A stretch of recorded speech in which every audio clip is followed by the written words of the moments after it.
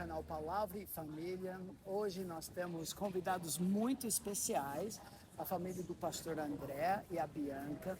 E nós vamos falar sobre um assunto que não somente afeta aqueles que moram no Brasil, estão criando seus filhos dentro do Brasil, mas também pessoas, e tem muitas que assistem nosso programa de outros países.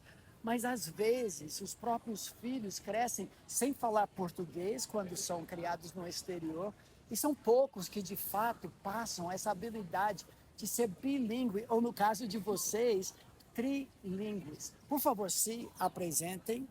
Meu nome é André, nós somos missionários em Mojimirim, trabalhando com o Ministério de Acampamento e Day Camp faz 10 anos. Joia.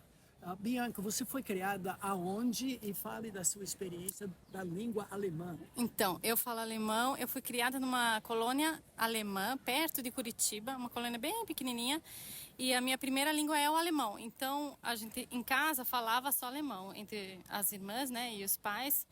O culto em alemão, a escola, boa parte é em alemão. Então, eu fui aprender o português mesmo também na escola. E sua experiência é com inglês, né, André? Isso, eu só falo inglês com as meninas. Eu estudei em escolas particulares de inglês e também pude passar um tempo nos Estados Unidos para estudar mais a língua.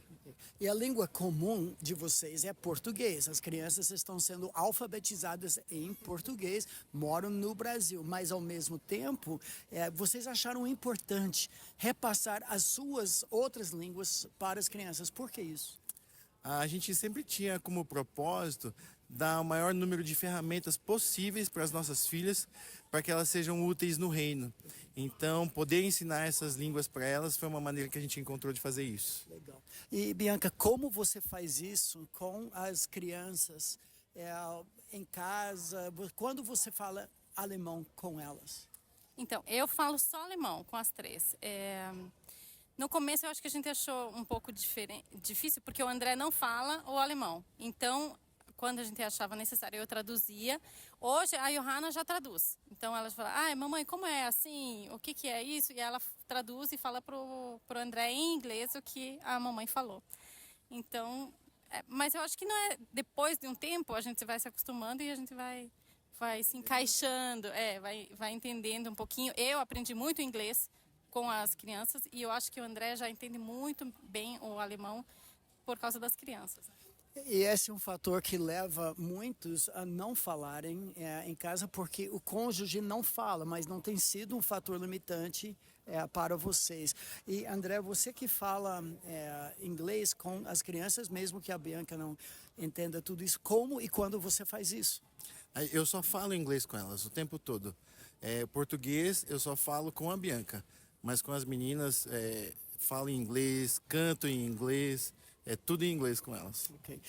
Eu sei que na nossa experiência também, que nossa língua materna é o inglês, mas os nossos filhos são bilíngues.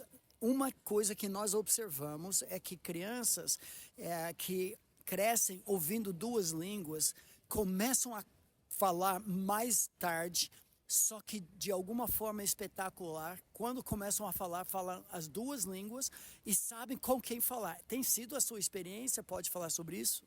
Eu acho que é isso. Mas eu acho que as meninas nem demoraram tanto para falar. A Johanna começou a falar com 1 ano e meio, a Zof também.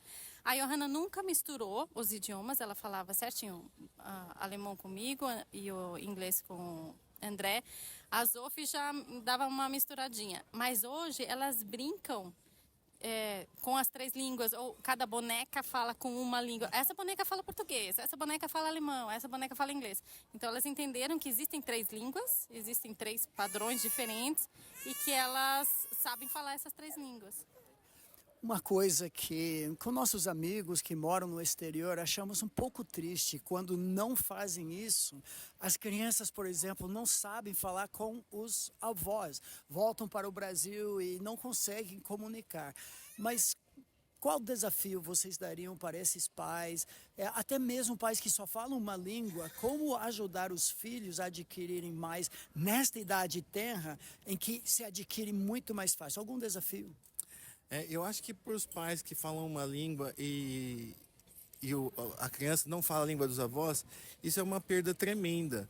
Então eu quero te incentivar, ensine o seu filho, ele não vai perder nada com isso, né? além de ganhar esse convívio com os avós. Isso é muito importante para a criança. Bianca, um desafio para as pessoas?